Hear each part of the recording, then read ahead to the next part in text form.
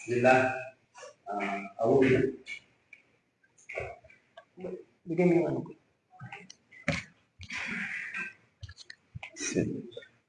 A'udhu billahi minasyaitanir rajim. Bismillahirrahmanirrahim. Qul wallahu ahad, Allahu samad, lam yalid walam yulad, walam yakul lahu kufuwan ahad. Masyaallah, tabarakallah. O sige, next. Pahinga muna, Ustad. Anything na kabisado mo. Hindi, pahinga. A'udhu billahi minasyaitanir rajim. Bismillahirrahmanirrahim.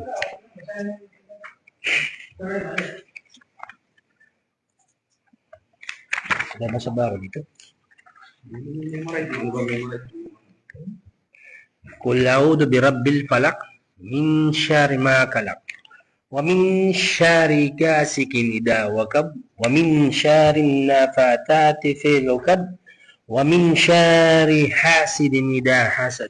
Masyaallah, next.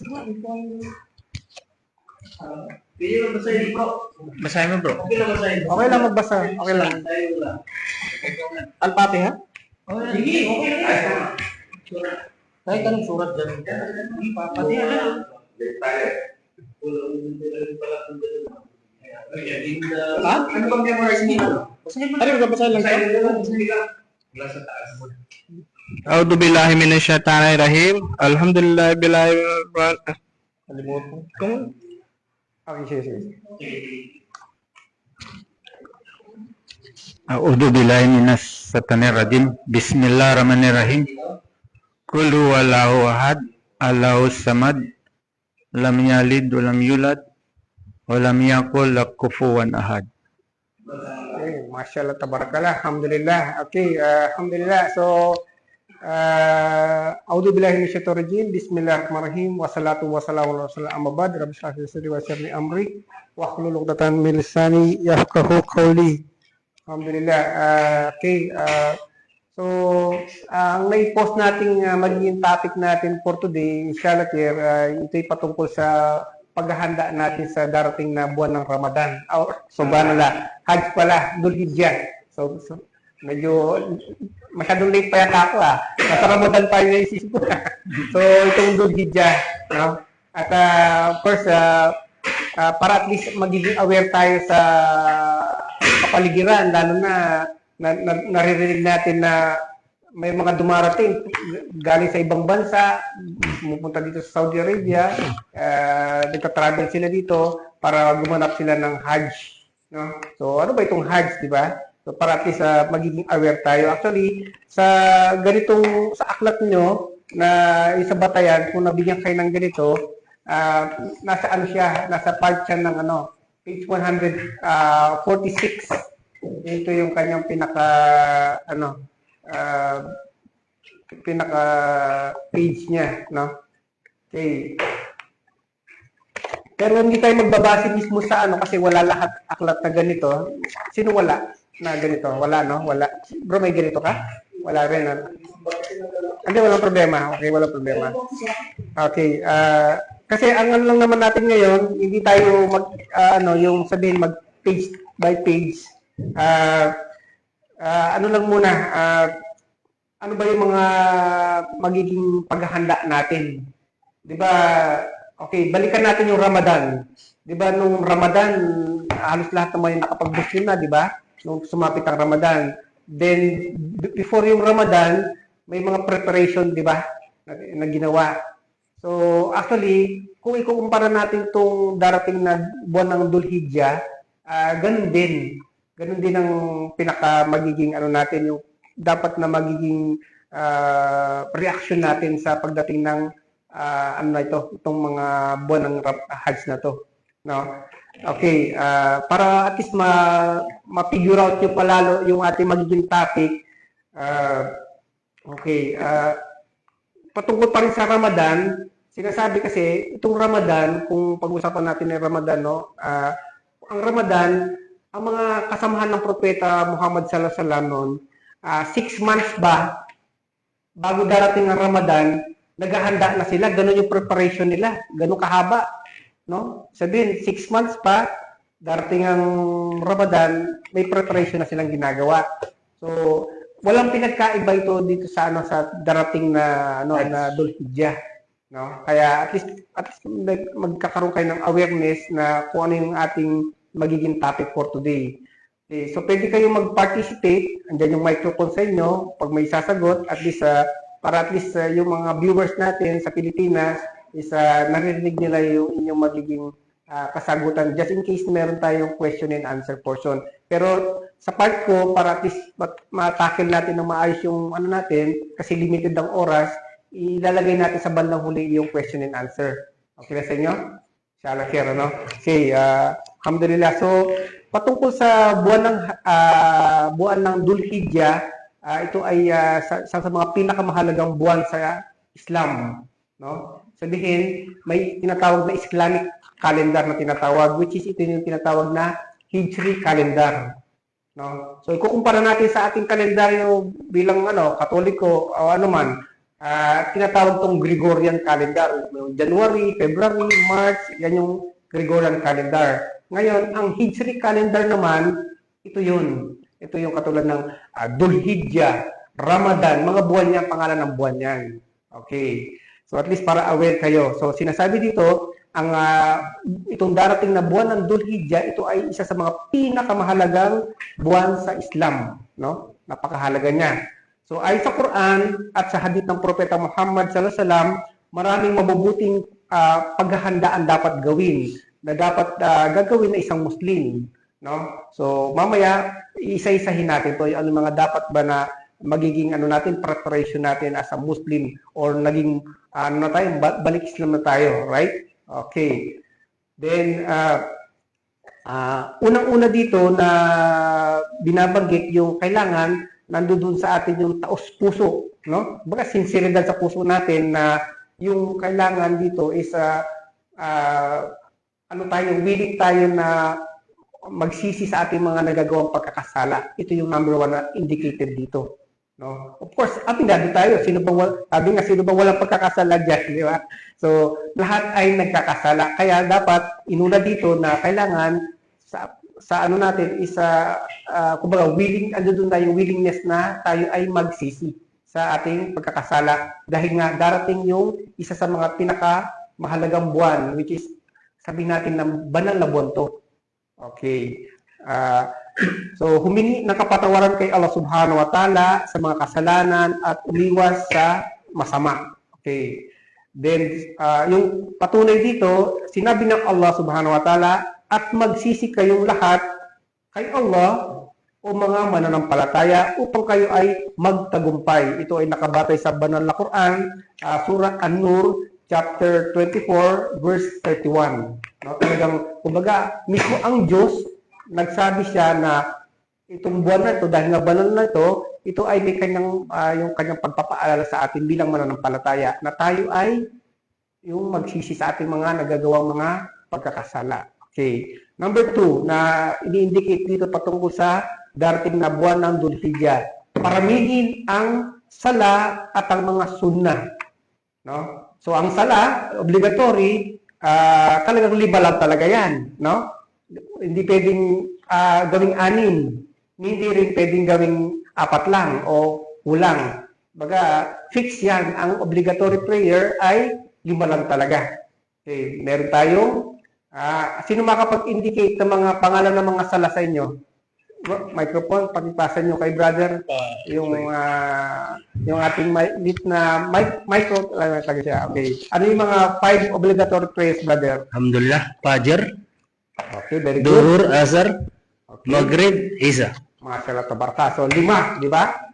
So, sino pwedeng umulit ng binanggit niya? Ulitin lang yung binanggit niya kanina kasi napaka-importante ng sala, di ba? Para at least alam natin yung mga pangalan ng sala natin. Sige, bro. Fajar, Okay. Zuhur, Azhar, Maghrib, Isya. Okay, very good. Masyaallah. Okay na yun. So satisfied na tayo doon. Masyaallah tabarakallah. Walaikum salam wa barakatuh. Sige, welcome, bro. Welcome tayo dito. Masyaallah tabarakallah. Alhamdulillah. Okay. So, para at least makasakay si Brother Salim sa magiging topic natin, Pero nabasa mo yung, ano, di ba yung pinost natin? Nabasa mo ba yung about yung topic natin, no? Hajj, no? So, sabihin, hindi natin kailangan ulitin pa yung topic natin sa kanya. Okay, about regarding sa Hajj na darating na buwan, no? Sinasabi dito mga paalala na kailangan daw paramihin ulit yung salah at mga sunnah. So, ulitin natin yung obligatory prayer, fiction na 5 lang talaga. Sa mga sunnah, marami to. Pwedeng halimbawa, itong pagkatapos ng Fajr, pagka yung tinatawag na nagkaroon ng sunrise, after sunrise, paliban ka lang ng mga 20 minutes, yung tinatawag na sunnah ng suruk o sunrise. After sunrise ito. May sunnah yun. No? So, ito yung mga ilan. Then, mamaya, meron din, bago sumapit naman yung duhur prayer, pwede rin tayong mag-sunnah ng tinatawag ng yung tinatawag na nakalimutan ko. So, duha. So, sunnah ng salatul duha. O yung basta bago pumasok ng duhur. Pwede yun. Ang gagawin lang natin, 2 beses na tigda-2. Ayun. Oo. 2 rakat, then after 2 rakat na naman. Oo. Pwede mo pagsunurin. Basta bago sumapit ang duhur prayer. Okay. So, napakaraming mga sunnah na ating pwedeng gampanan. Nagubilin dito, mismo Allah Subhanahu wa Ta'ala, nagsabi siya na, yun na nga, yung mga sunnah, napakarami to. Ang magagawa natin to kapag marami tayong available time. No? Pero of course, pag working hour, may obligasyon, mas importante yung obligasyon sa trabaho actually. No? Kasi nga, ang sunnah ay privilege mo lang yan kapag may panahon ka. No? Okay. Pero walang hihigit sa obligatory prayers. Tandaan natin yan. So, kahit utusan man ng amo, maghantay si amo. Dahil Islamic country naman to, mamblema muna siya. At maintindihan niya yun actually. Nasa ano lang yan nasa paliwanag lang din naman. No? Okay. So, kasi baka nagkakaroon kayo ng challenge sa mga amo, pagka inuutusan, obligatory prayer ang gagampanan mo, di ba? So, mas importante yon, obligatory prayer yun. Okay. Nasa ano lang, kumbaga nasa pag-formulate lang ng tamang pananalita, yung mga tamang salita, yung mga chosen words, di ba? Yung mga please, mga ganon. Thank you. Oh, ayun, mga ganon. Maganda mga pakiusap yung mga ganon. Lipat lang ako. Okay, very good yun. Sabihin, nasa tamang pakikiusapan din talaga. Ayan. Okay. Okay, so... Okay. Hindi kayo naririnig. Baka meron kayo i-share. Sino ba pwede siyang i-share? Para at least yung ating mga viewers naririnig din kayo. Ano nyo? Sunna daw po ako sa sunna. Sige bro, pasin nyo lang bro. Sige, ano yung patukos sa sunnah? Sige. Yung po sa sunnah, yung pag hindi mo nadasal yung sa may umaga po, pag nadasal ka sa yung sunnah po ba yung parang babahan mo rin dasal dun sa umaga? Ganito. Sa sala, meron tinatawag na obligatory prayer. Okay, yung 5 nga, yung binanggit nila kanina. Ngayon, patungkol dito sa sunnah, ang silbi nito, sumusuporta siya sa ating obligatory prayers. Kung halimbawa, ang sinala natin na halimbawa obligatory na Fajr kanina, madaling araw, di ba?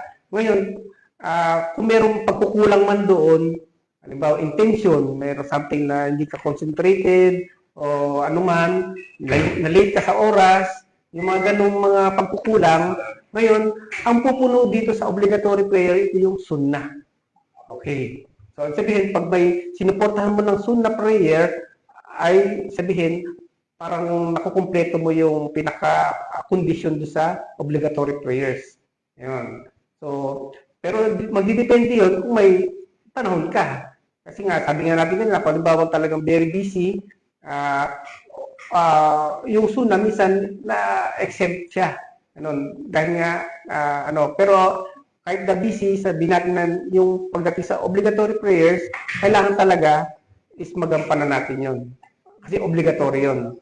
Ngayon, ang pagkakaiba ng sunnah at obligatory, sa obligatory, pagka hindi mo siya nagawa, may pagkakasala tayo kay Allah.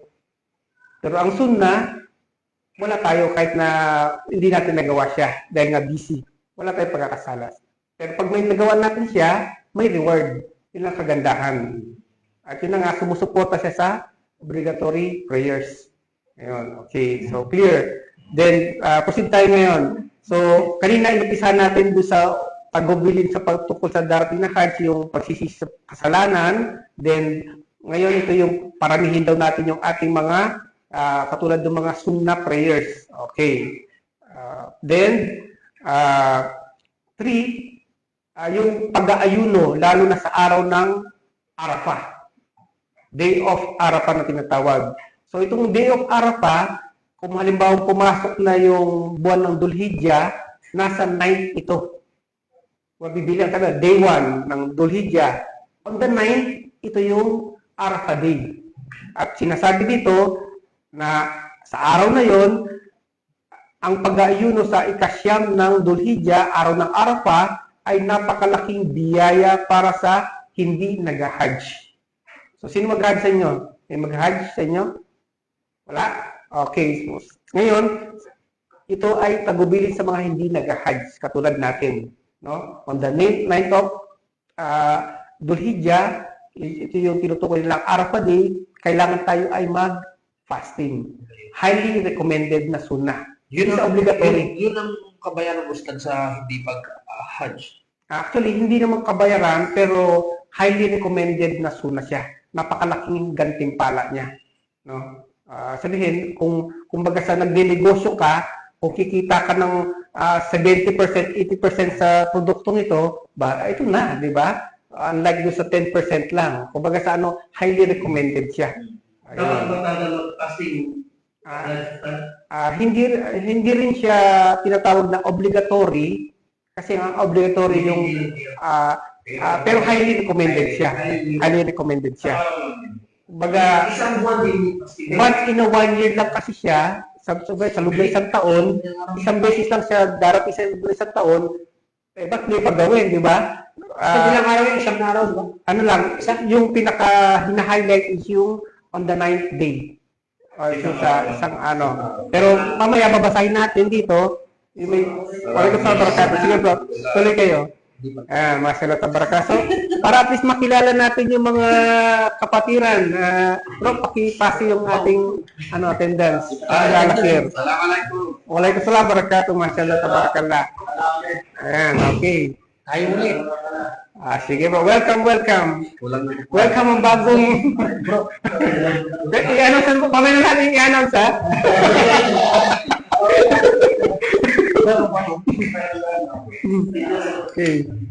Okay, so continue natin. Okay. So, yun na nga, may hadith na sinasabi dito na ang pag-aayuno sa araw ng Arafah, ito yung night of Dhul-Hijjah, pang-siyam ng araw ng buwan ng Dhul-Hijjah, ay nagpapatawad ng kasalanan ng nakaraang taon, sabihin, past year. So, halimbawa yung kasalanan ng year 2025, di ba? Kasi 2026 ngayon. So, yung nakaraang taon at ang darating na taon. Ito daw yung tinatawag na possible, very possible na magkaroon ng, ito yung gantimpala ng pag-ayuno lang ng isang araw. Yung nakaraang taon na kasalanan, patatawarin, at pati yung darating na taon. No? Pero pagka ganun, ang reason, kasi inaamalo din yan. Alam natin yung sinasabi na ang lahat ng ating gawain o gagawin, magdidepende sa intention. So pagka ganun kasi ang intention, which is bad, invalid yun pagka ganun. Okay. Kapag nagis talaga, Sige bro. Sige. kapag dapat ba talaga 1 month din ba talaga yung fasting nun? Or ano ba? Actually, hindi. Yun lang. Isang araw lang? Yun lang yung hina-highlight. Yun lang. Yung pinaka-9 of ng Dhul-Hijjah. Pang 9 Oo. days. Pang 9 days. Yun ang pinaka-importante. Yun ang okay. pinaka-importante. Siyempre pa, binugyan na yun. Yung day na yun. Sige, sige. Isang araw. Okay. Sige. Okay. Actually, patungkol sa Ramadan, fasting, isang pamamaraan lang ang pag-ayuno. Either Ramadan man yan o sunang fasting, isa lang yung pamamaraan. Okay. So ngayon, ang pagkakaiba na lang, ang pagpapasting ng Ramadan, obligatory yun. Sabi nga natin, ang rulings, pagka ang obligatory hindi mo ginawa, may kasalanan. Pero sa sunnah, katulad yan, sunnah siya, pero highly recommended, kahit na hindi mo siya gawin, wala kang pagkakasala. Kaso nga lang, ang laki ng nawala sa iyo. Ang laki ng ganti pa lang nawala sa iyo. Okay. Doon mo, yung kasalanan na pwede kang sunugin sa impyerno, mapapatawad, o di ba? Sayang na sayang, di ba? So, kaya most highly recommended siya. Yun, okay.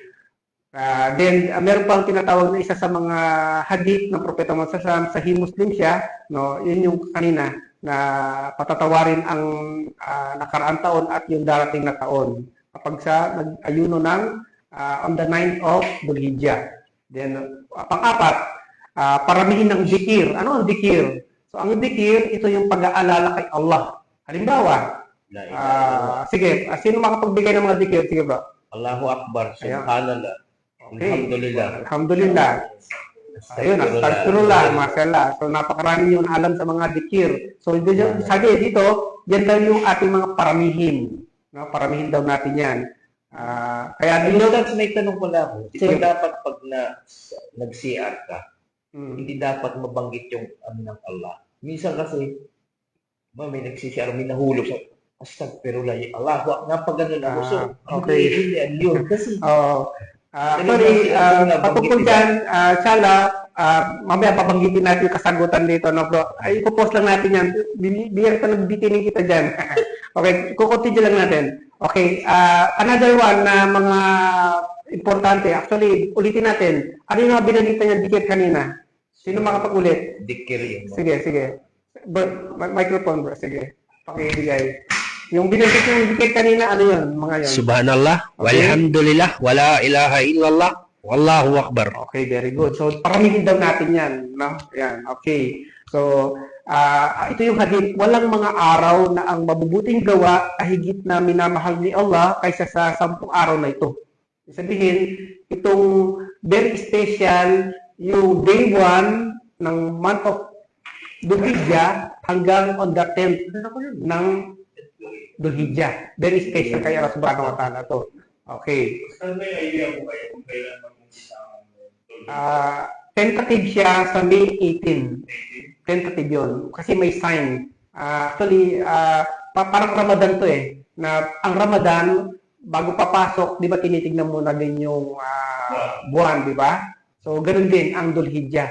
Pagka nakita yung sign, na pumasok na yung bagong buwan, doon yung start ng, tentative siya ng May 18. Yun, okay.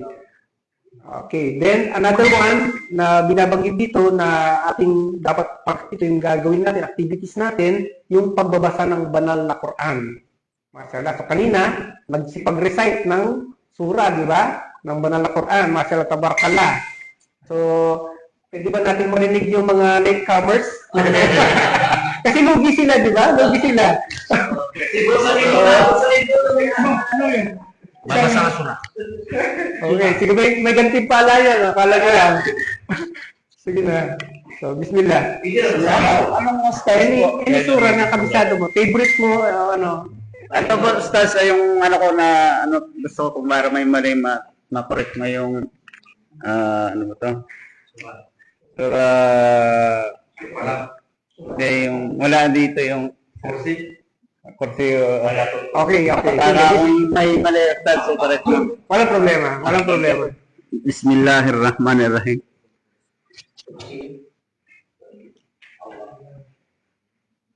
Bismillahirrahmanirrahim.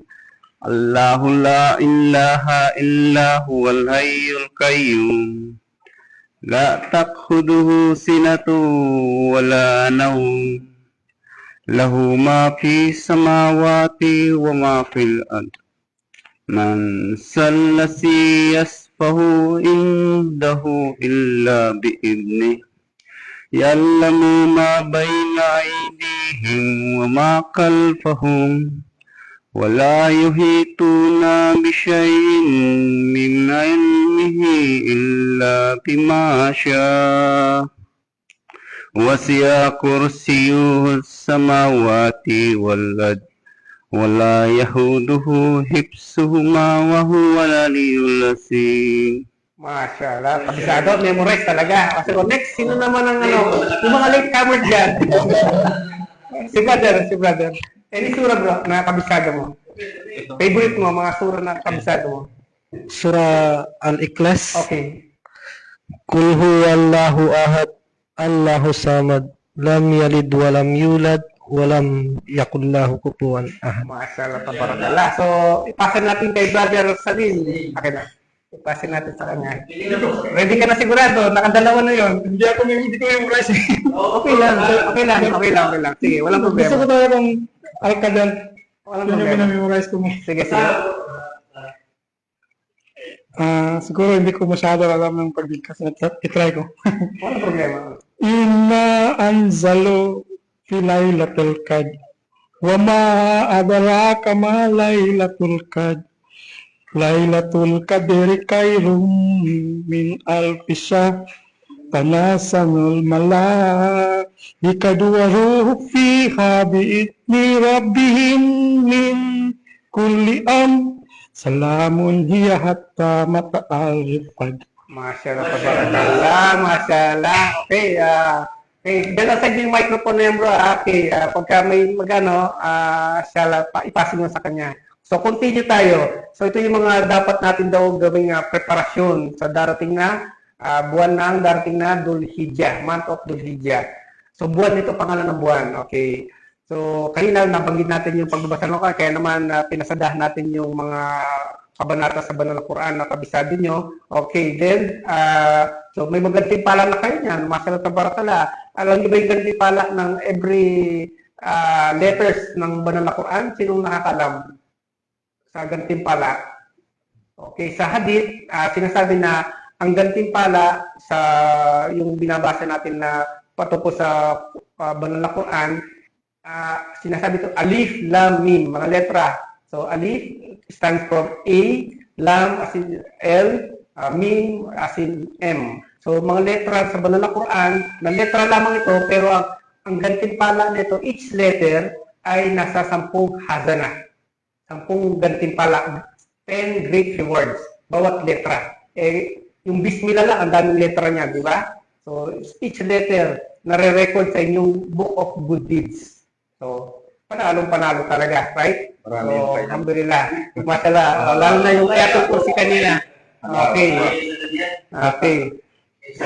So, at least aware kayo sa mga gantimpala natin. Nakukuha natin mga gantimpala, lalo na sa pagbabasa ng banal na Quran.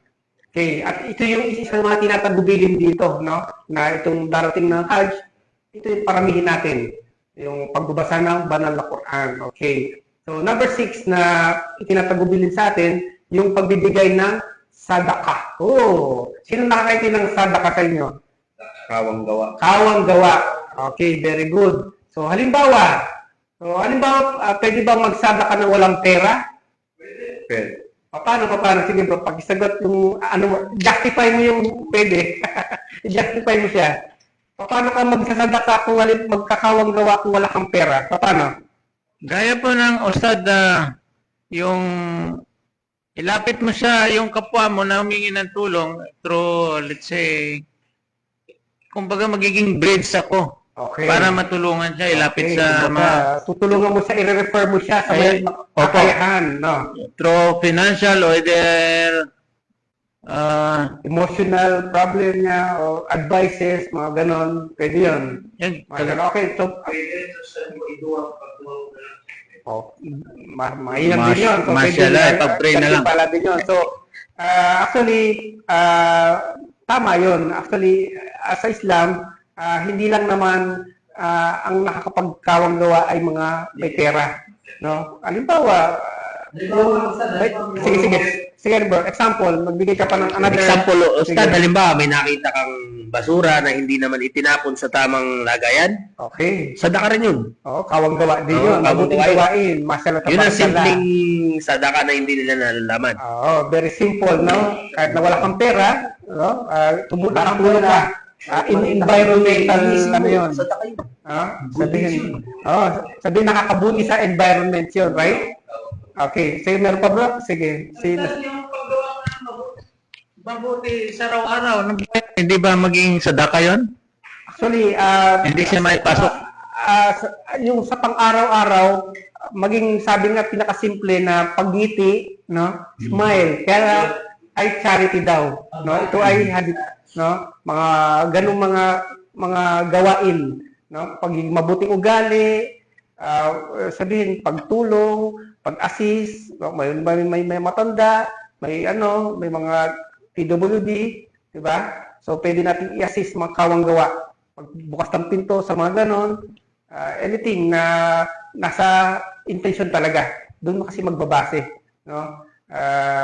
Sa ating intention. Okay. So, Mashallah. clear sa atin yung sadaka, no? So, pero kung may kakayahan ka naman, financially, bakit hindi? At malaki rin ang gantimpala nung ganon, no? So, okay. Actually, sa atin, sa part ng Balik Islam, lalo ko halimbawa ang ating mga magulang, no, or pamilya, actually, ang pagbibigay natin ng suporta sa kanila, ito ay considered na kawang gawa.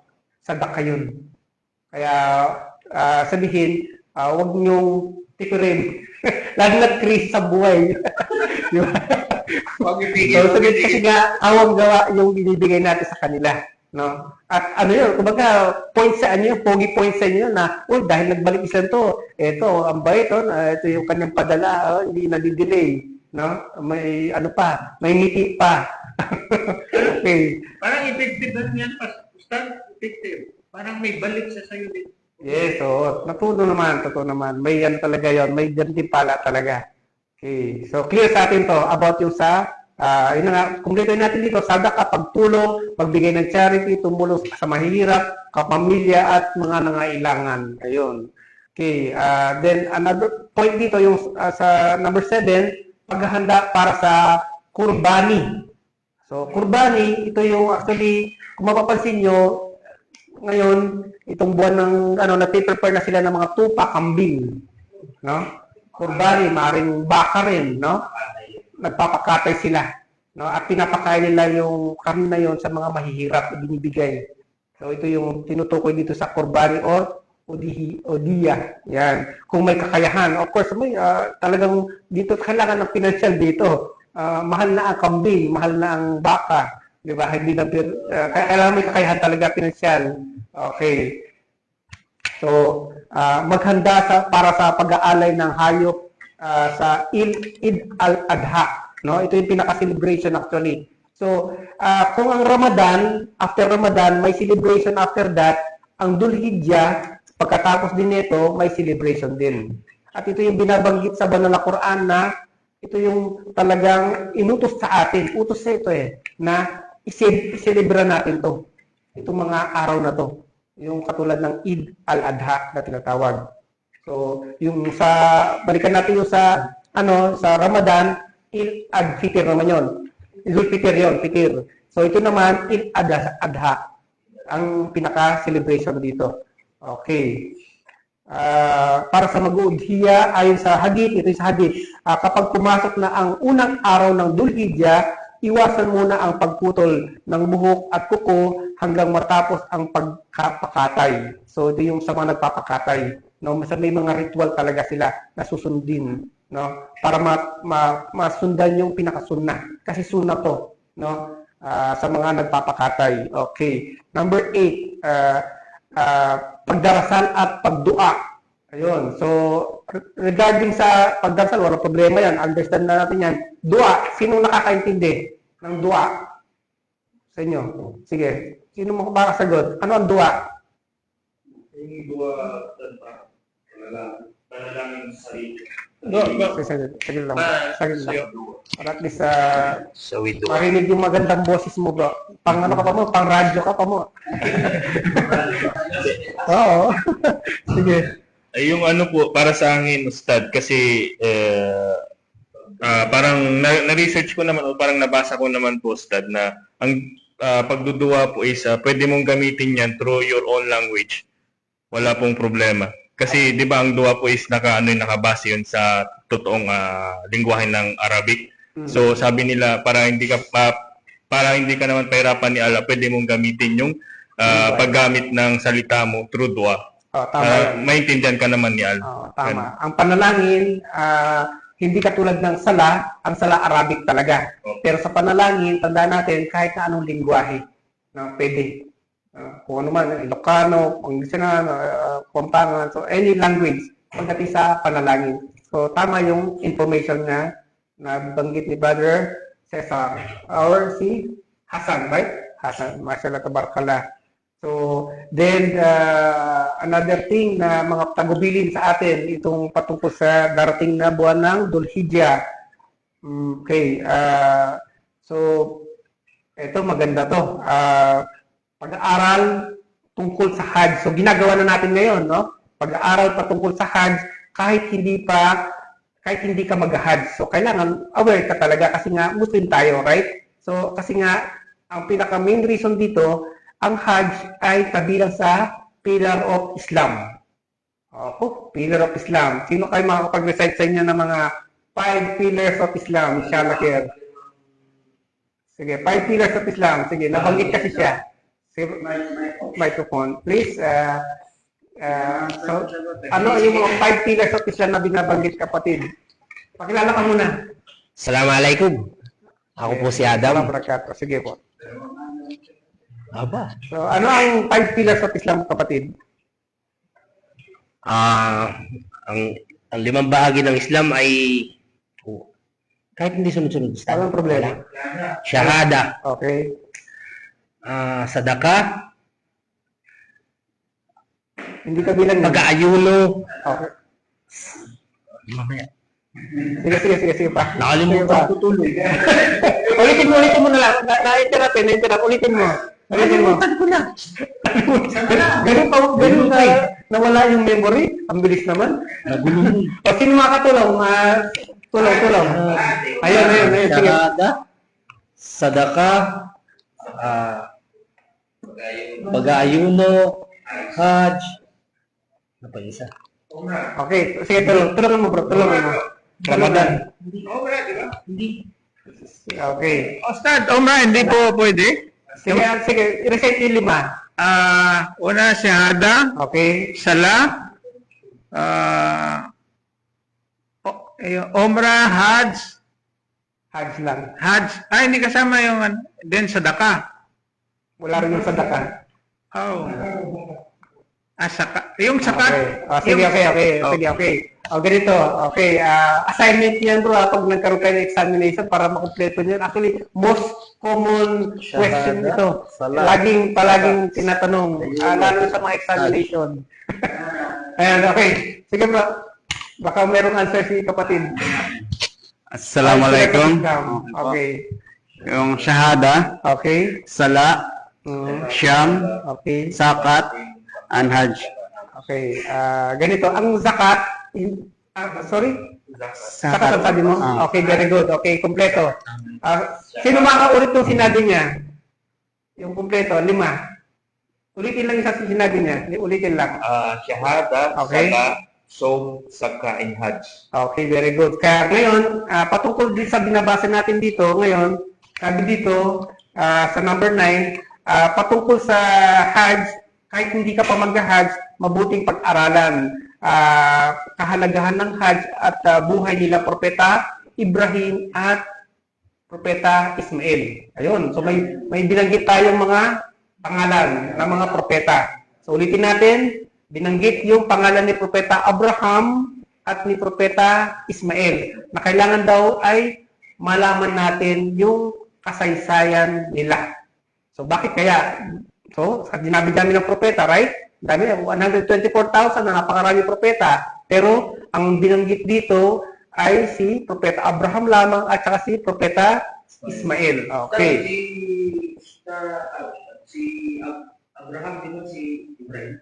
Tama. Ibrahim sa Islam, Abraham sa Tagalog. Okay. So mamaya babalikan natin yan kasi magiging part yun ng magiging natin, story natin. Storytelling tayo mamaya. So time check. Naku, ang bilis talaga ng oras. 10, almost 19 or 18. Okay. Sige. Okay. So kumpletohin na muna natin itong mga tinatagubilin. So number 10, yung pagiging mabuting ugali. So, iwasan daw yung magiging magalitin. Ako, yung mga high blood dyan, medyo. So, kasi, di ba, yun lang naman ang possible na nagagalit masyado, di ba, yung high blood?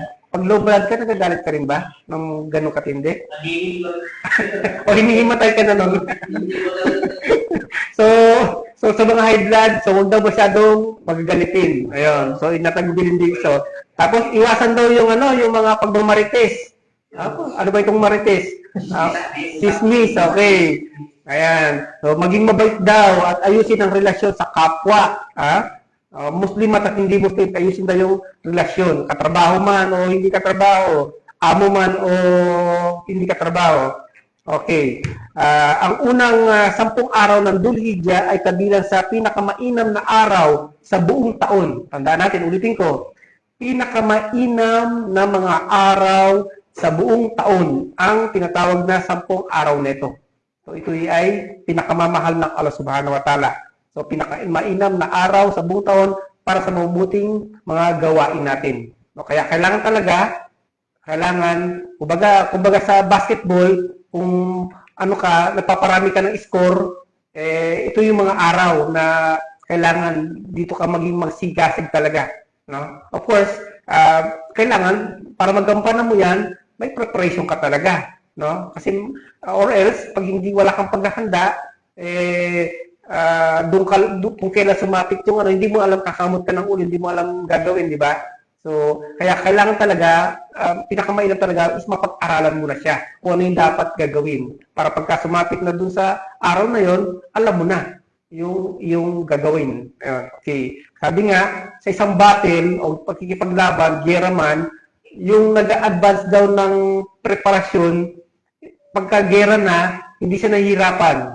Kasi handa na siya no? Prepared na siya. Samantalang yung hindi naghanda, pagka sumapit na yung araw ng examination, wala, kakamot siya sa ulo niya. Yun, okay. Parang ganun lang yun. Okay. So, yun.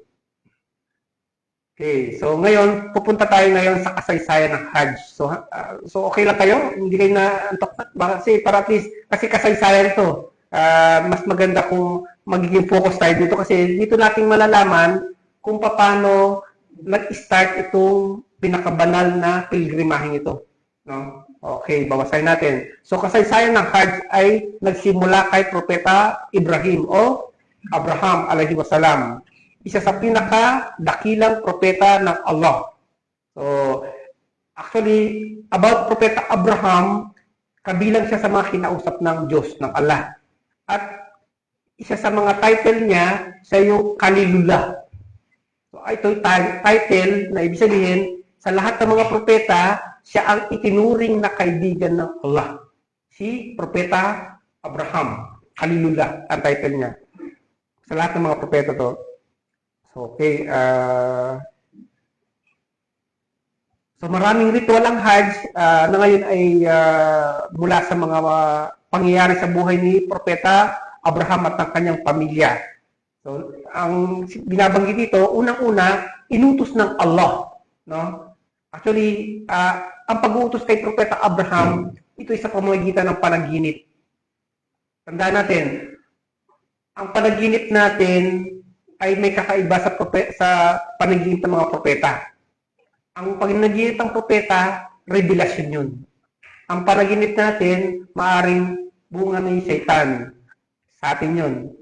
Or maaari ring, minsan nagkakaroon din tayo ng prophet's dream, pero madalang yun. Tandaan natin yun. So, kaya sinasabi dito, sa pamagitan ng panaginip ni Propeta Abraham, dito inutos ng Allah na, yun na nga, dalhin niya ang kanyang mag-ina sa lugar ng Makkah. So, ang lugar nila, that time, tinatawag na Babylon, na ngayon ay tinatawag na Iraq. So, ibig sabihin, sila Propeta Abraham ay mga Iraqi. Di ba? Kung ano natin kung si pangalan ng ngayon ng bansa ay Iraq na, di ba? Pero noon, Babylon.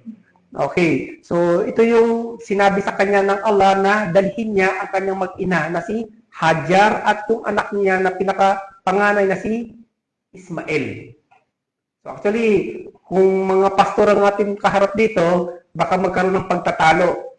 Kasi pinipilit nila ang panganay na anak ay si Isaac. Pero wala silang basihan doon. Wala silang basihan. Ang Islam may basihan talaga. Napaka-tibay ng basihan niya. Kasi nga, ang unang asawa niya ay si nakalimutan ko yung pangalan ko ng Sarah. Okay, very good. Thank you very much.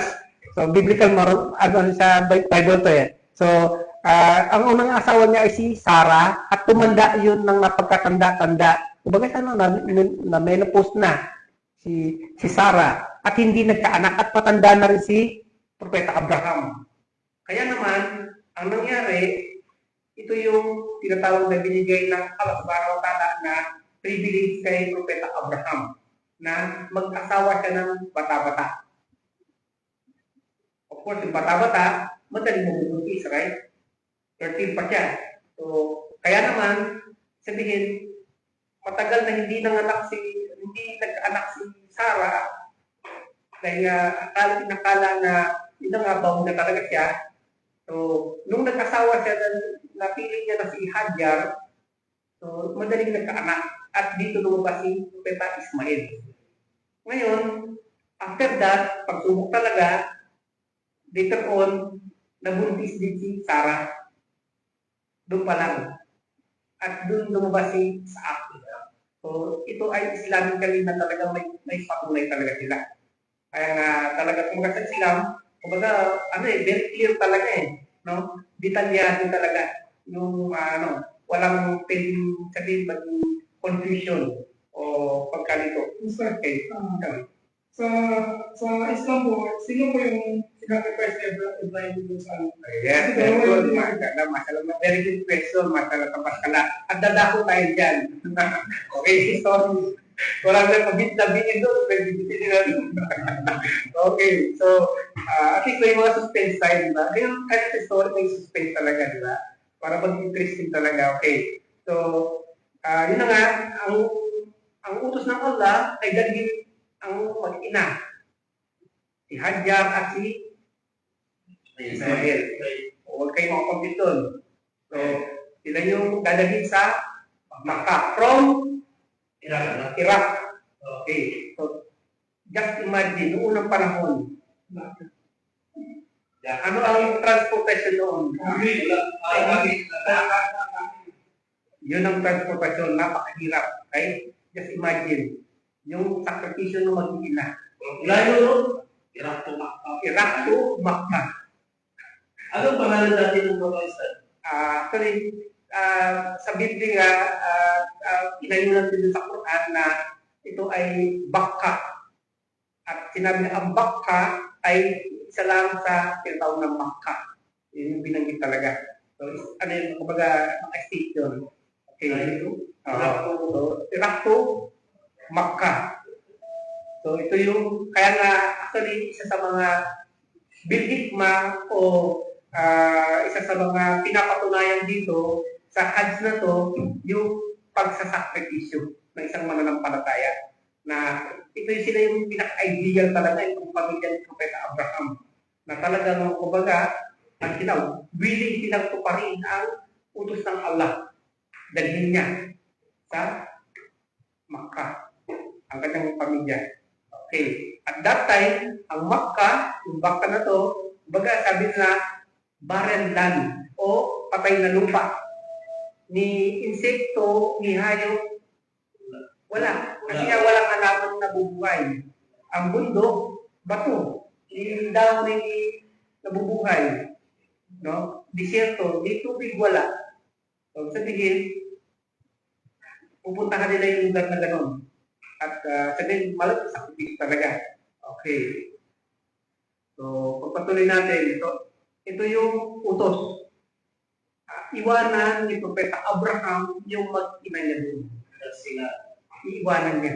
Pagdating nila doon, iiwanan niya. Yun yung utos ng Allah. Pero, of course, hindi pa alam, hindi pa batid ng mga na yun. Kaya nga, ito yung mangyari. So, iniwan ni Propeta Abraham ang asawa na si Hajar at ang anak niya na si Ismael sa tuyong lambak, tuyong lambak ng Makkah ay sa utos ng Allah. Talagang kumbaga yun ay commandment ng Allah. Si Propeta Abraham, dahil nga batid niya, propeta siya, no? Ano din yung talagang pagsunod niya, utos ng Allah subhanahu wa ta'ala. Ngayon, actually yung eksena na sinasabi na that time na nakarating na sila doon, sabi ni Hajar sa kanya, bakit ka lumalayo sa amin? Lumalayo ka.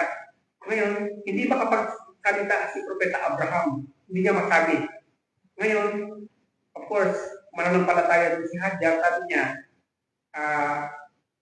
ang pag-iwan mo ba sa amin ito ay utos ng Allah, sabi niya. Ngayon, sabi niya, kung utos ng Allah yan, susundin natin yan, sabi niya.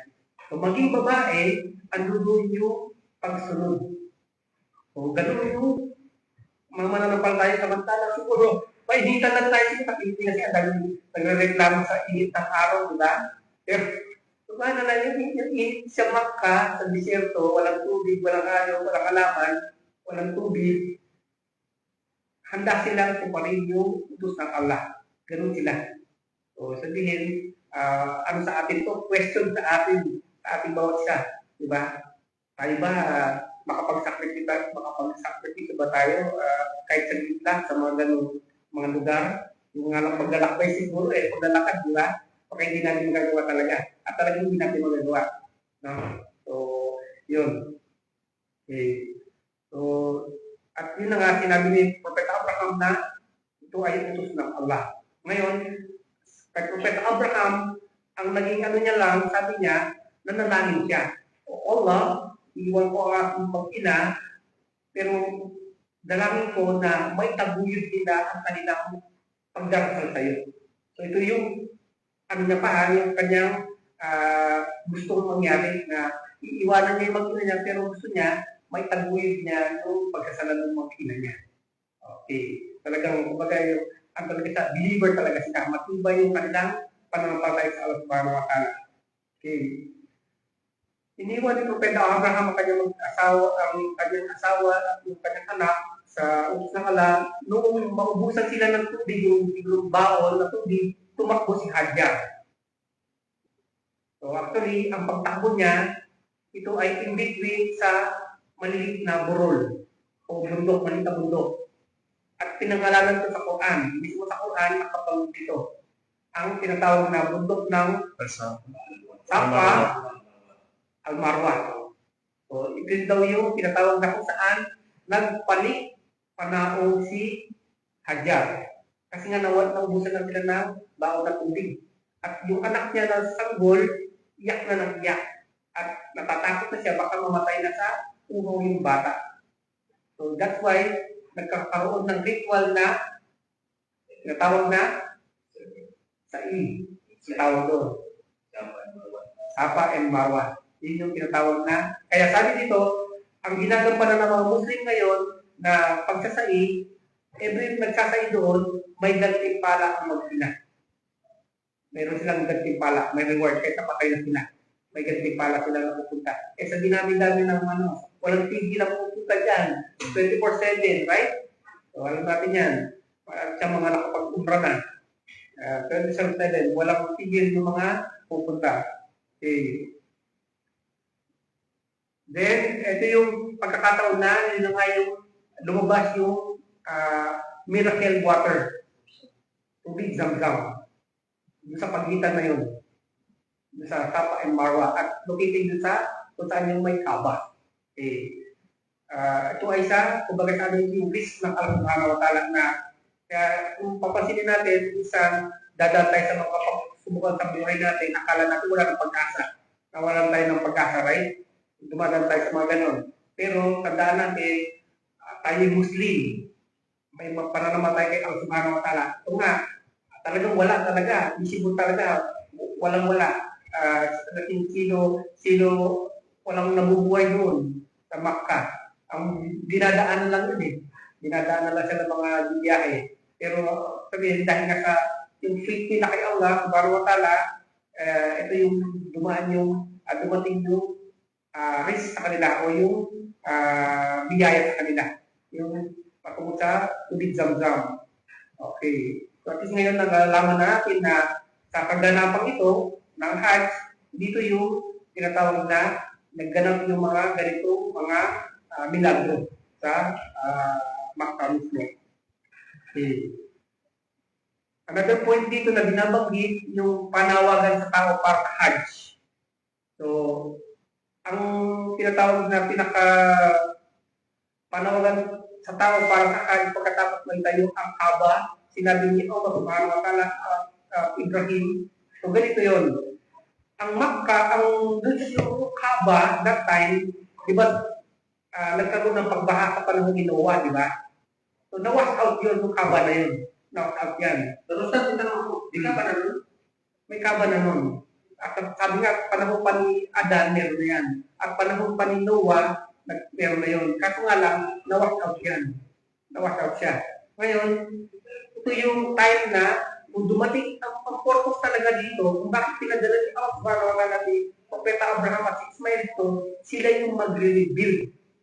At the same position kung saan dating nakatayo yung Kaaba. Akala ko kasi, So ito yung main, sila yung nagtayo ng isa. hindi. Nag-rebuild lang sila.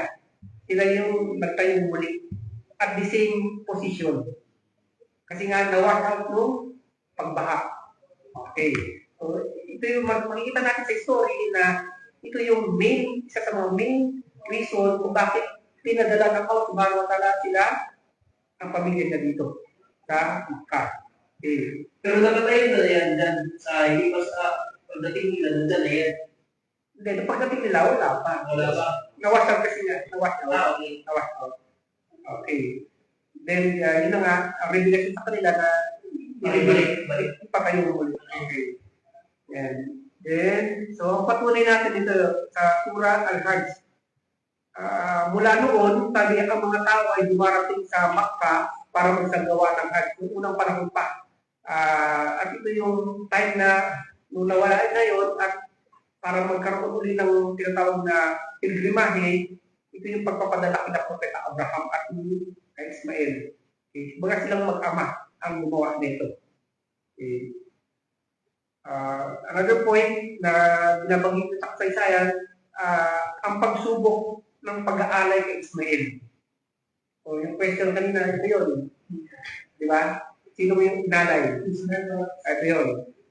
Binanggit na dito, sabi, pagsubok sa pag-aalay kay Ismail. Sinubukan ni Allah si Propeta Abraham sa pamagitan ng pag-utos na ialay ang kanyang anak na si Ismail. Handang sumunod sina Propeta Abraham at Ismail, ngunit pinalitan ng Allah ang pag-aalay ng isang hayop. Ito yung hayop lupa.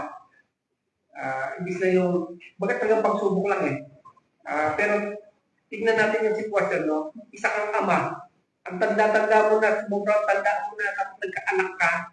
Ngayon, yung anak mo na nag-iisa pa lang is iaalay mo pa. So, di ba napakalaking pagsubok yun? Pero si Propeta Abraham, mabigat talaga yun, napakabigat. Pero si Propeta Abraham, ganun yung kanyang pagsunod kay Allah. Subhanahu wa Ta'ala. Yung faith niya, napakatibay talaga. No? Yun. So, handang sumunod sina Propeta Ibrahim at Ismail, ngunit pinalitan ang pag-aalay ng isang hayop. Ito ang pinagmula ng Eid al-Adha. So, kaya merong tinatawag na Eid al-Adha, yung celebration. No? Dahil sa pag-alay na yun. Okay. Then, another point dito sa kasaysayan, dito yung tinatawag na pagbabato sa shaitan. Habang pupunta o papunta si Propeta Ibrahim at pagsunod sa utos ni Allah Subhanahu wa Ta'ala, tinukso siya ni shaitan. Ito story kasi. Dito kasi, ano lang yung parang, ano lang, point-point lang. Pero ang kasaysayan din yun. Doon sa Mina, sa loob ng Makkah, meron tinatawag ng Mina yan. Bundok din yun. Doon sa bundok ng Mina, actually, dito supposed to be, aakyat sila Propeta Abraham at saka yung anak niya. Dahil nga ito sa kanya, alay yung may bata, right? Pero actually, nung pag-akyat nila, hindi niya pa sinasabi. Nung nasa taas nila, hindi niya pa sinabi. Or sa bagala. Sige po, by time pa naman tayo, at least warning pa lang yan. Pagka, first time, warning yun. Pagka-saving na, ito yung final. Okay. Pero hanggang 11 naman tayo. Pero gagawin na lang natin, after kasi mahabang talakayan talaga ito eh. Hanggang naman tayo, 10:50 para at least may hindi na apektuhan yung oras niya. Okay. So, malamang siguro itatapik na rin ito or ewan ko lang, pero at least meron na kayong naumpisahan sa kasaysayan. No? Ayun, patungkol dito sa pagbabato sa saitan. So, di ba sabi nga natin, yung supposed to be na pupuntahan nila na bundok, ito yung Mina. Bundok ng Mina. So, hindi niya pa sinasabi sa bata na gagawin niya yon, yung pag-aalay. Ngayon, pakyat pa lang sila, nagpakita at nagkatawang tao bilang matanda yung saitan. At alam ni Propeta Abraham yun. Nagkatawang tao bilang matanda na nakakaawa yung saitan. At sabi niya, Abraham, napatay mo ba naman yung anak mo? Nag-isang anak mo yan, kinukonsensya siya. Pero ang reason nun, para suwayin niya si Allah. Yun yung reason why na kumuha ng bato, na maliliit na bato, si Propeta Abraham, at 7 beses niyang binato. Hindi sinabi, bismillah, walang mapapalabot yung gano'n. Oo, yun yun. Kaya mayroong ritual ng pagbato sa mga jamarat na tinatawag, yung mga malaking bato. Kasi nga, dun yung mga si Satan ay nagkatawang tao at nagpakita at ang purpose niya is para konsensya si Prophet Abraham na hindi gawin. Pero may pasuwayin yung utos. Pero 3 times na nagpakita yung Satan. Kaya meron malaking bato rin doon na yung tinatawag na jamarat na doon yung ginagawang ritual ng pagbato. Okay. Okay. So, pero hindi nagpa-tigil si Prophet Abraham, hindi nagpa-tigil siya. Dahil nga, yung kanyang pananampalataya ay alam niya na ano talaga, kumbaga, may reason, may kung bakit inutos ng Allah Subhanahu wa Ta'ala yun. No? So, sabihin talagang dumaan sa mga tinding pagsubok si Propeta Abraham. No? Then, that time na nandun na, sa siguro yung pinakatuktok na yun, at pinahiga niya na yung bata, si Ismael, sabi ng bata, siyempre nakakamdan yung bata, no? O ama, iaalay mo ba ako kay Allah Subhanahu wa Ta'ala? Hindi niya masabi-sabi. Ngayon, ang bata na mismo yung nagsabi na, o ama, kung ito po ang gusto ni Allah Subhanahu wa Ta'ala na gawin mo na, sabi niya. At makikita mo ako na hindi ako susuway, sabi ng bata. So, maging yung bata, yung ano niya, faith niya, napakatindi talaga. No? Kaya nga, naging propeta rin si Propeta Ismael No? Propeta Ismael. So, at yun na nga, sinasabi sa story na ito, actually, hindi matignan ni Propeta Abraham yung bata. At ang mangyari, dahil nga hindi niya kaya tignan, sa pagsusunod niya, hindi niya alam na si Angel Gabriel ay pinag-utusan na ng Allah. Si Angel Gabriel, napakalaking anghel, sa isang mata natin, blink of eye, naikot niya na yung buong mundo. Ganun yung speed niya. Kaya naman, hindi na malaya ni Propeta Abraham na ang hinawakan niya ay tupa na. Inutos ng Allah na gawin ipalitan ng tupa si Ismail. Pinalitan na fix, kumbaga. Hindi na malaya ni Propeta Abraham. At yun na nga yung nagilitan niya, tupa. Ibig sabihin doon, sa story na to, yung ganap na pagsuko ni Propeta Abraham, pagtupad, is napaka-tindi talaga. Kaya nga, sabi nga sa mga dakilang mga propeta, kabilang siya, si Propeta Abraham. No? So, for 5 minutes, bibitinin natin yung istorya. Baka meron kayong mga gusto or ako mag-question. Maganda. So, may tanong na. May tanong ako. Sige, nunahan ko lang ako. Asan yung mag-microphone? Sige, pakisutin. Sige. So, Ano yung istorya nung kay Abraham na tungkol about sa Kaaba tapos may mga rebulto sa labas? Actually, wrong information ka doon. Actually, sa panahon ni Propeta Muhammad sallallahu alaihi wasallam. Sa panahon Okay. ni Propeta Muhammad wala pa. Yun yung sinunog. Sino nagsunog ng mga rebulto na yun, Stad? At saka nagtumba? About sa source mo, wrong information pa rin. Yun lang. No. Okay. So, sige, next question. Next. Meron na ako pa ng question. Napatis sa isa muna kayo. Siguro bigyan na natin kay brother. So, nandito siya. Okay. Madali lang naman ako magtanong. Kasi may storytelling naman ito. Pero makakatuwanan ito actually. Ang ano naman dito, kailangan talaga makikinig. At saka may napagdaan. Kasi useless, pumunta pa tayo dito, kung wala tayong napagdaan, right? Kung wala tayong natutunan. Okay. About the story, ganito lang. Pagkalatang tanong. Moral lesson. Ano yung mga mabuting mga aral na nakuha natin sa mga maiksing na bagod natin sa pagpupunta.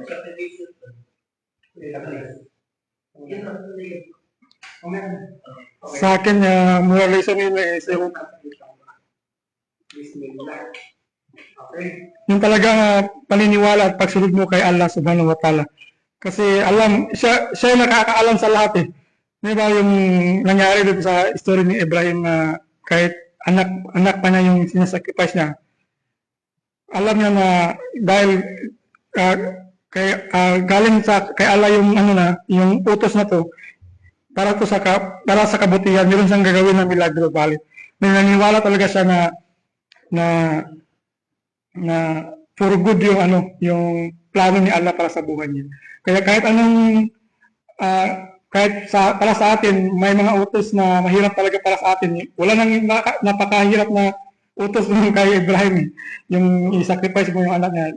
Meaning, ito na yung pinakamahirap na bali utos ni Allah. Pero sinunod niya. Tapos ang nangyari is ginawa naman ni Allah yung milagro. So meaning meaning test lang yun para sa atin. So siguro mga pagsubok sa buhay natin ngayon, siguro makakayanan mo rin kasi nakayanan na ni Abraham. Next. Moral lesson. Moral lesson sa akin ay yung iman ni Abraham na yung kahit na yung kahit na mahirap yung yung utos sa kanya ay sinunod niya pa rin yung iman niya ay hindi nagpatinag na yung anong tawag doon. Yung iman niya, pananampalataya niya ay hindi nasira. Kahit na yung si Satan din kahit na may bumulong sa'yo, yung kailangan yung faith mo kay Allah, dapat nandoon. Ayun lang, alhamdulillah. Anything under the istorya, kung mo gusto kayo ng ipamawag ko kayo ba sa loob, halimbawa, anything, sacrifice na Alhamdulillah. Sa akin naman, Ustad, yung about sa Hajj. Yan lang. Baka mabusan iba eh.